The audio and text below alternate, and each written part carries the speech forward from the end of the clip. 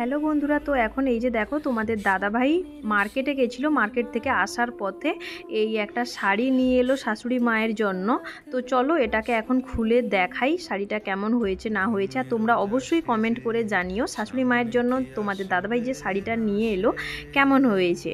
তো এই শাড়িটা তোমাদের দাদাভাই তো ফোনে আমাকে ফটো পাঠালো যে তুমি চয়েস করো কোনটা নিবে। তো আমার এই প্রিন্টটা দেখে বেশ ভালো লাগলো, তো ওই জন্যই বললাম যে এই শাড়িটা নিয়ে এসো। আর যে বৌদিভাইয়ের দোকান থেকে নিয়ে এলো ওর দোকানে কিন্তু খুব একটা ভালো মানে শাড়ি নেই, তবে যে কটা প্রিন্ট দেখাচ্ছিল তো তার মধ্যে থেকে এই শাড়িটা কিন্তু আমার ভালো লাগলো।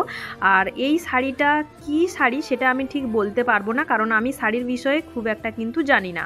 তবে এটা ওই যে কি বলে হ্যান্ডলুম টাইপের ওই শাড়ি কি আমি কিন্তু বলতে পারবো না। তবে শাড়িটা যখন আমি হাতে নিয়েছিলাম তখন কিন্তু শাড়িটা বেশ ভালোই লাগছিল হাতে, খুব একটা কিন্তু খারাপ নয়। আর পিনটা কিন্তু খুবই আনকমন পিন। আর শাড়িটার দাম নিয়েছে 650 টাকা বলছিল, কম করতে বলতে 600 টাকা নিয়েছে। তো চলো টাটা সবাইকে।